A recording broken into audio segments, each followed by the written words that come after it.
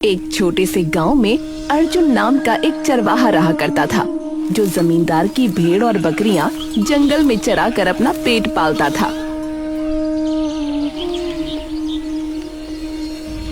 एक दिन अर्जुन जमींदार की हवेली से भेड़ और बकरियां जंगल में चराने के लिए ले जा रहा था।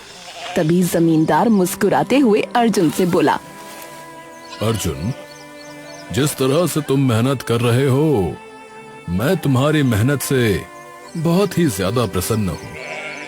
मैं तुम्हें वो लंगड़ी बकरी दे दूंगा, जिस लंगड़ी बकरी का तुम ज्यादा ही ध्यान रखते हो। ये सुनकर अर्जुन बहुत खुश हो गया। अर्जुन जमींदार की भेड़ और बकरियां लेकर जंगल में चला गया। उसने उन्हें चराने के लिए छोड़ दिया और एक वृक्ष के नीचे बैठ गया। मैं और ज्यादा मेहनत करूंगा ताकि जमींदार प्रसन्न होकर मुझे और भी पुरस्कार दे सके।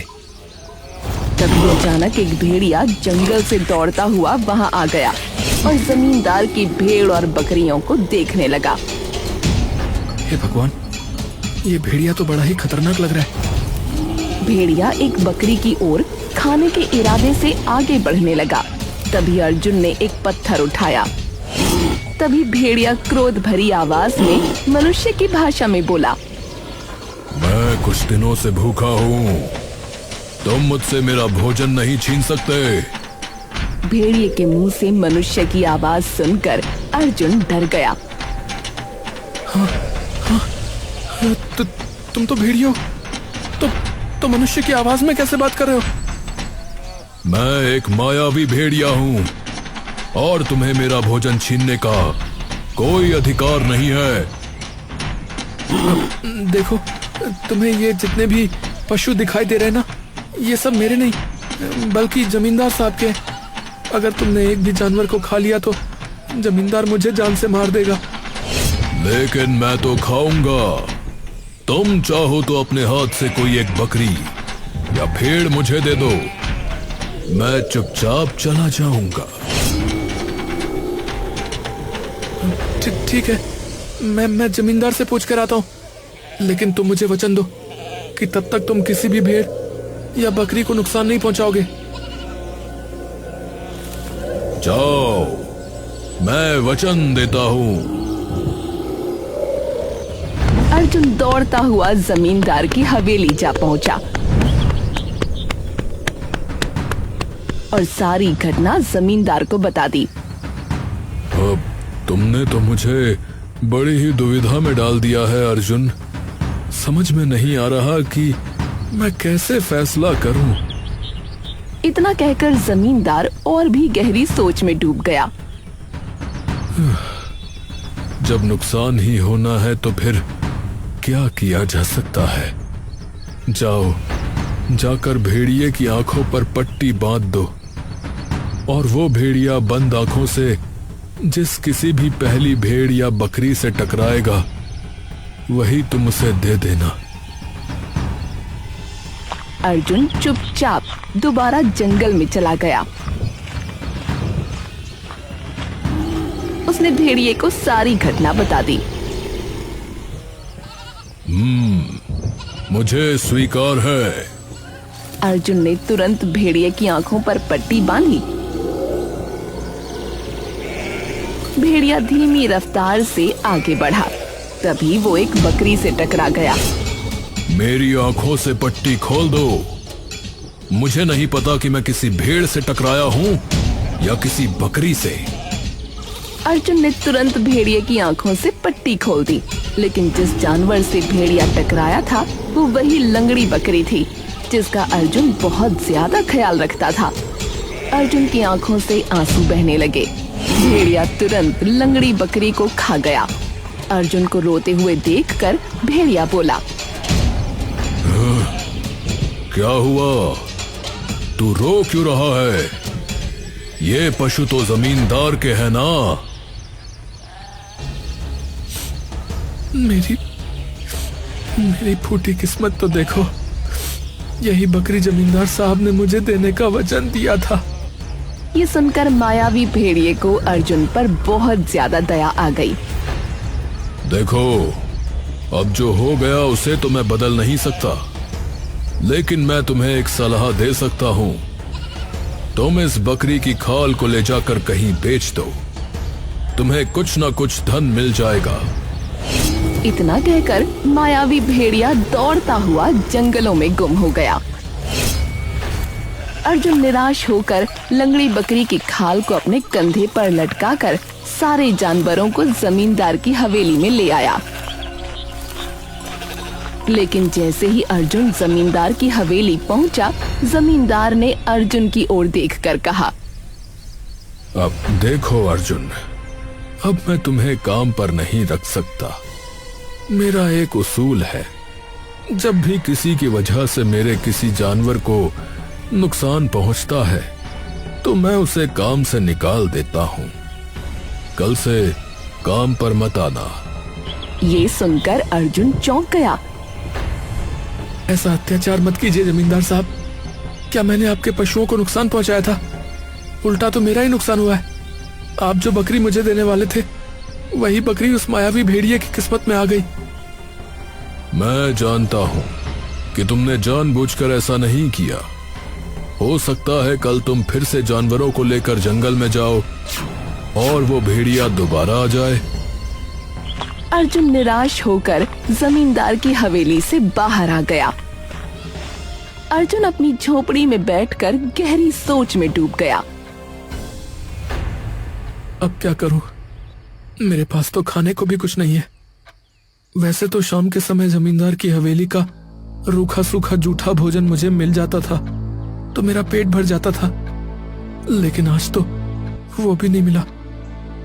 एक काम करता हूं, आज भूखे पेट ही सो जाता हूं और कल सुबह इस खाल को बेचने के लिए किसी दूसरे नगर रवाना हो जाता हूं। अर्जुन भूखे ही पेट सो गया।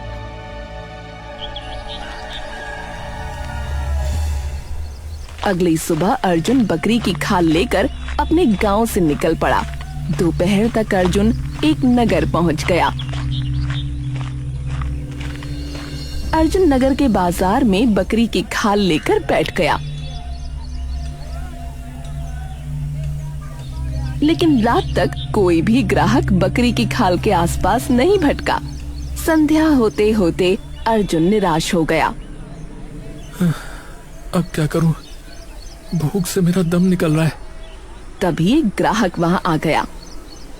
अरे भाई, ये बकरी की खाल बेचोगे? अर्जुन खुश हो गया।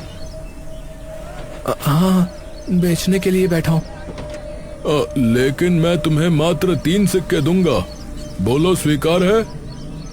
सोचा था कम से कम 50 या 60 सिक्कों में तो बिकेगी। अब इसे बेचने के अलावा और कोई चारा भी तो नहीं है। मुझे स्वीकार है। ग्राहक ने अर्जुन को 3 सिक्के दे दिए और वहां से चला गया।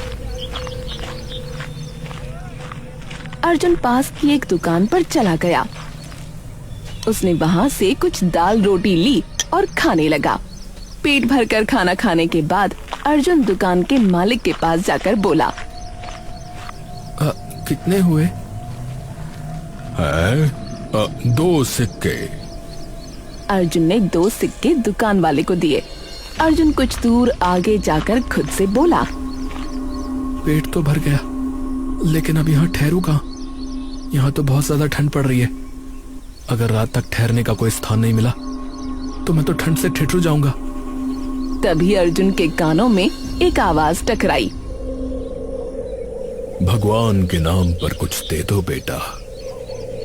अर्जुन ने सामने देखा, वहाँ एक साधु खड़ा था जो अर्जुन की ओर रहस्यमयी अंदाज में देख रहा था। अर्जुन ने अपनी जेब टटोली, उसके पास केवल 1 सिक्का बचा था। साधु महाराज, मेरे पास तो मात्र 1 ही सिक्का है।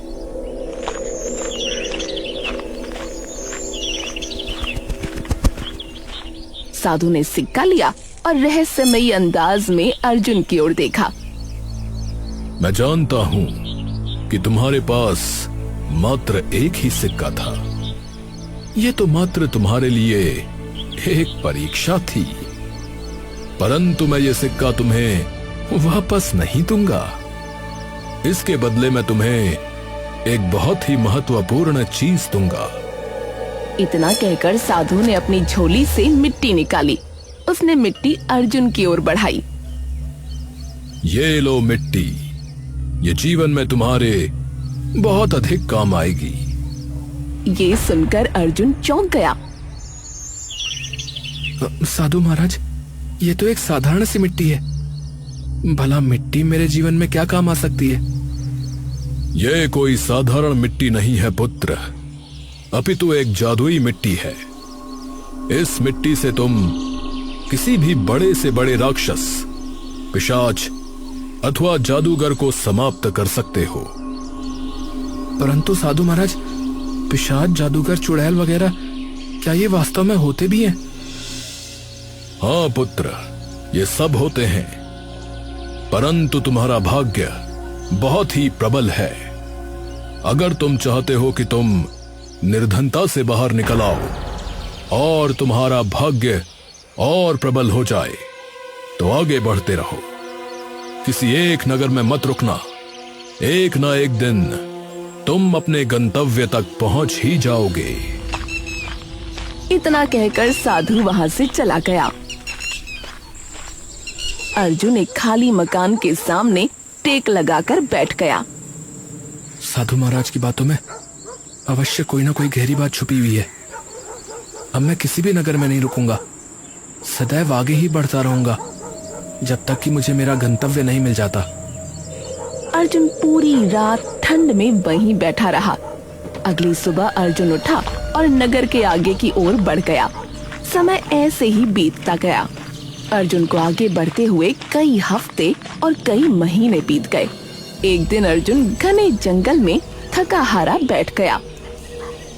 साधु महाराज की बातों में आकर मैं आगे तो बढ़ता जा रहा हूँ, परंतु मुझे मेरा गंतव्य कब मिलेगा ये मुझे नहीं पता।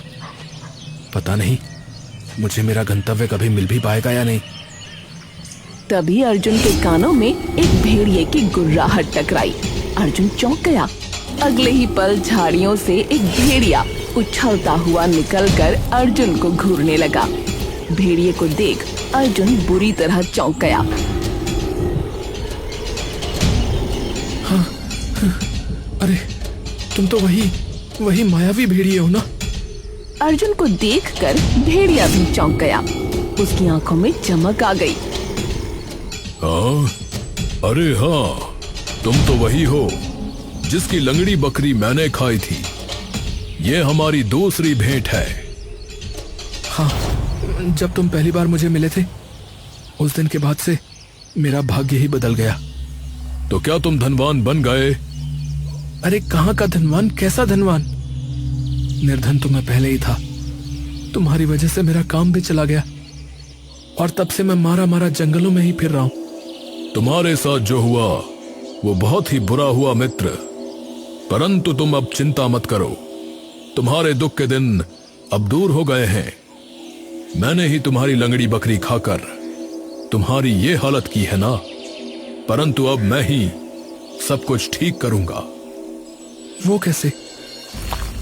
भेड़िया अर्जुन को अपने साथ लेकर आगे बढ़ गया। कुछ देर बाद वो एक गुफा के अंदर पहुंचा। इस गुफा की भूमि को खोदो।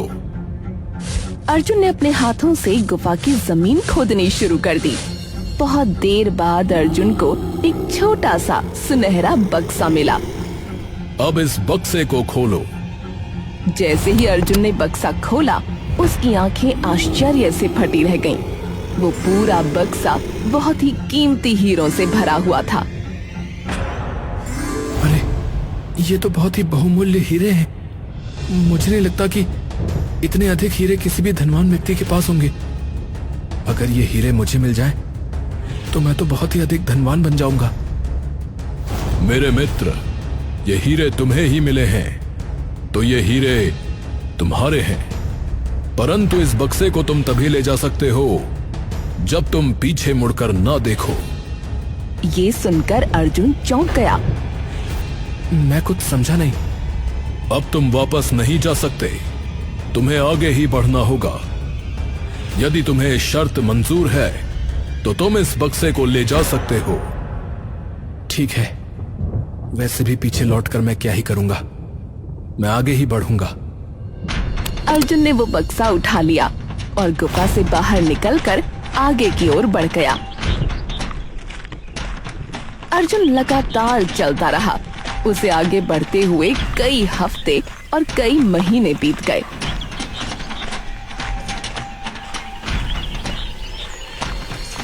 कुछ दिन बाद अर्जुन एक ऐसे स्थान पर पहुंचा जहां घना जंगल था। अर्जुन वहीं बैठ गया। मुझे तो आगे का कोई रास्ता नजर ही नहीं आ रहा है। अब मैं क्या करूं? तभी एक घुड़सवार वहां से गुजरा। उसने अर्जुन की ओर देखकर कहा, अरे भाई, आगे कहाँ जा रहे हो? आगे तो जंगल के अलावा कुछ नहीं मिलेगा। ये सुनकर अर्जुन चौंक गया। क्या मतलब है तुम्हारा? सुनो, मैं एक व्यापारी हूँ। कुछ समय के लिए इस स्थान पर आता हूँ और जड़ी बूटियाँ तोड़ता हूँ। मैं तुम्हें एक सलाह देना चाहता हूँ, यहाँ से आगे मत जाओ। इतना कहकर वो घुड़सवार वहां से चला गया। अर्जुन गहरी सोच में डूब गया। उस मायावी भेड़िए ने हीरो से भरा हुआ संदूक तो पकड़ा दिया, पर ऐसे हीरो से भरा संदूक मेरे किस काम का? आगे तो सिर्फ जंगल ही जंगल है। अर्जुन कुछ देर बैठा रहा। जो भी हो, मुझे आगे बढ़ते ही रहना होगा। इतना कहकर अर्जुन आगे की ओर बढ़ने लगा। कुछ देर बाद अर्जुन को भयंकर भूख और प्यास लगने लगी। वो इधर उधर देखने लगा। तभी उसे दूर एक झोपड़ी बनी दिखाई दी। अवश्य उस झोपड़ी में कोई रहता होगा। एक काम करता हूँ, झोपड़ी में जाकर सहायता मांगता हूँ। हो सकता है वहाँ कुछ खाने को मिल जाए और कुछ दिन आराम करने को भी मिल जाए। इतना कहकर अर्जुन उस झोपड़ी के पास गया और दरवाजा खटखटाने लगा। कुछ देर बाद एक बहुत ही सुंदर लड़की ने झोपड़ी का दरवाजा खोला। कौन हो तुम? मैं एक यात्री हूँ, एक मुसाफिर। क्या मुझे कुछ खाने पीने को मिल सकता है? बदले में मैं तुम्हें धन दूंगा, और यदि मुझे यहाँ कुछ महीने आराम करने को मिल जाए तो बहुत अच्छा होगा। सुंदर लड़की के चेहरे पर दहशत उतर आई। मेरा नाम देवयानी है। मैं इसी झोपड़ी में रहती हूँ। मेरी सलाह मानो तो तुम यहाँ से चले जाओ। तुम नहीं जानते कि यहाँ बहुत ज्यादा खतरा है। अगर तुम यहाँ और रुके तो तुम्हारे लिए ठीक नहीं होगा। देवयानी के चेहरे पर डर देखकर अर्जुन चौंक गया। अरे ऐसा क्यों बोल रही हो? देवयानी ने इधर उधर देखा और अर्जुन को अंदर बुला लिया। तुम इतनी डरी हुई क्यों हो? और तुम्हारे माता पिता कहाँ हैं? देवयानी रोने लगी। देखो, ये मेरी झोपड़ी नहीं है। ये एक बूढ़ी जादूगरनी की झोपड़ी है। उसने मुझे यहाँ कैद कर रखा है। उसके आने का समय होने वाला है। कुछ दिनों बाद वो मुझे जान से मारकर खा लेगी और ऐसा करने से उसे लंबी आयु मिलती है। वो न जाने कितने वर्षों से जीवित है। ये सुनकर अर्जुन चौंक गया। तो तुम्हारा घर कहाँ है? मैं बहुत दूर के गांव की रहने वाली हूँ। एक और अनाथ लड़की थी। एक दिन मैं जंगल में फूल तोड़ने गई थी। मुझे वहाँ एक बूढ़ी औरत मिली। अगले ही पल मैं बेहोश हो गई। जब मेरी आंख खुली तो मैंने खुद को यहाँ पाया। बाद में मुझे पता चला वो एक बूढ़ी जादूगरनी है। मैंने यहाँ से निकलने की बहुत कोशिश की, लेकिन मैं चाहकर भी नहीं निकल पाती। थोड़ी दूर भागती हूँ और फिर बेहोश हो जाती हूँ। मेरी आंख फिर यहीं खुलती है। तभी वहाँ विचित्र आवाजें आने लगी। देवयानी डर गई। जब भी वो जादूगरनी आती है, ये इलाका विचित्र आवाजों से गूंज उठता है। तुम चले जाओ, लेकिन अब तुम्हारा जाना भी बेकार है। अब तुम कहीं छुप जाओ। अगर उस जादूगरनी की नजर तुम पर पड़ गई तो वो तुम्हें जीवित नहीं छोड़ेगी। अगले ही पल झोपड़ी का दरवाजा खुल गया। एक बूढ़ी औरत जो दिखने में बहुत भयानक थी अंदर आ गई। उसने अर्जुन को देखा और क्रोधित हो गई। कौन है तू? मैंने तुम्हारे बारे में सब कुछ पता लगा लिया है। तुम जादूगरनी हो। ये बताओ कि तुमने इस सुंदर लड़की को कैद क्यों कर रखा है? इसे छोड़ दो। बूढ़ी जादूगरनी जोर से हंसी। तू नहीं जानता मैं कितनी शक्तिशाली जादूगरनी हूँ। अच्छा है तू यहाँ आ गया। अब मैं तुझे किसी पक्षी या जानवर में बदल दूंगी। और तुझे अपना गुलाम बना लूंगी। इतना कहकर जादूगरनी मंत्र पढ़ने लगी। ह्रीम क्रीम ह्रीम क्रीम ग्रीम प्रीम। अब तो तुम्हारा बचना बहुत मुश्किल है। तभी अर्जुन को कुछ याद आ गया। हाँ, मुझे याद आ गया। साधु महाराज ने मुझे जादुई मिट्टी दी थी। उन्होंने कहा था कि अगर ये मिट्टी किसी भी जादूगरनी, पिशाच या राक्षस पर फेंकी जाए तो वो उसकी पवित्रता सहन नहीं कर पाएगा। अर्जुन ने तुरंत अपनी जेब से वो मिट्टी निकाली और उसने वो मिट्टी जादूगरनी के ऊपर फेंक दी। अगले ही पल जादूगरनी तड़पने लगी और कुछ ही देर में जादूगरनी पत्थर की मूर्ति में बदल गई।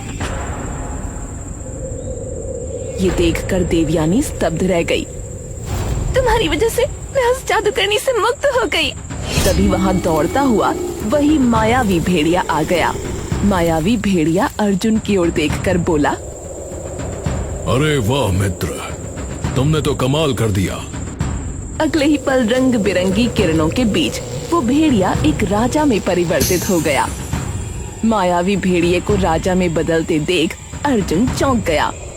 अरे तुम राजा में कैसे परिवर्तित हो गए? उसी क्षण रंग बिरंगी किरणों के साथ वही साधु महाराज वहाँ प्रकट हुए, जिन्होंने अर्जुन को जादुई मिट्टी दी थी। इसके भेड़िए में बदलने का रहस्य मैं तुम्हें बताऊंगा। वास्तव में ये पहले एक राजा था, परंतु बहुत ही अत्याचारी राजा था। ये अपनी प्रजा पर अत्याचार करता था, बहुत अधिक व्यर्थ के कर लगाता था। एक बार मैंने इसे ऐसा ना करने की और सुधर जाने की चेतावनी दी, परंतु इसने मेरा अपमान कर दिया।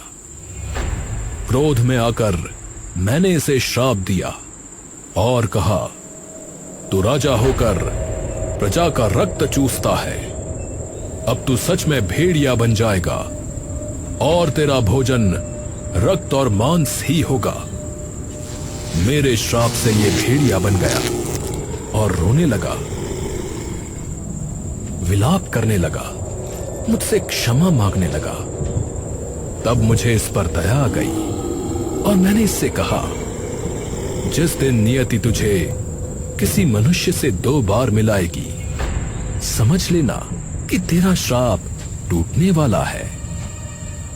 और जिस मनुष्य से तू दूसरी बार मिलेगा, वही इस इलाके में रहने वाली जादूगरनी का अंत करेगा। साधु महाराज ने अर्जुन की ओर देखा। जब तुम नगर में मुझसे पहली बार मिले थे, तभी मैंने पहचान लिया था कि तुम इस मायावी भेड़िए से मिल चुके हो। मुझे विश्वास था कि नियति तुम्हें दोबारा इससे अवश्य मिलाएगी, और नियति ने वही किया। इसलिए मैंने तुम्हें वो जादुई मिट्टी दी थी। और जो गुफा में मैंने तुम्हें हीरो से भरा बक्सा दिया था, वो भी मेरा ही खजाना था। मुझे पता था कि आगे जादूगरनी की झोपड़ी है, इसलिए मैंने तुम्हें पीछे न जाने की शर्त दी थी। मुझे पूरा विश्वास था कि तुम उस जादूगरनी का अंत कर दोगे। साधु महाराज ने राजा की ओर देखा। परंतु राजन, अब अन्याय मत करना, और हां, इस युवक को ढेर सारा सम्मान और पुरस्कार देना। इतना कहकर साधु महाराज रंग बिरंगी किरणों के साथ वहाँ से गायब हो गए। मेरे मित्र, आज से तुम मेरे सच्चे मित्र हो। ये हीरो से भरा बक्सा तुम्हारा ही है, और मैं तुम्हें और भी पुरस्कार दूंगा। इतना कहकर राजा अर्जुन और देवयानी को अपने नगर ले गया। राजा ने महल में अर्जुन का भव्य स्वागत किया। अर्जुन को पूरे सम्मान के साथ ढेर सारा धन और उपहार दिए गए। कुछ दिनों बाद अर्जुन ने देवयानी से विवाह कर लिया। अर्जुन ने राजा के नगर में ही एक आलीशान हवेली बनवाई और देवयानी और अर्जुन वहाँ सुखी जीवन जीने लगे।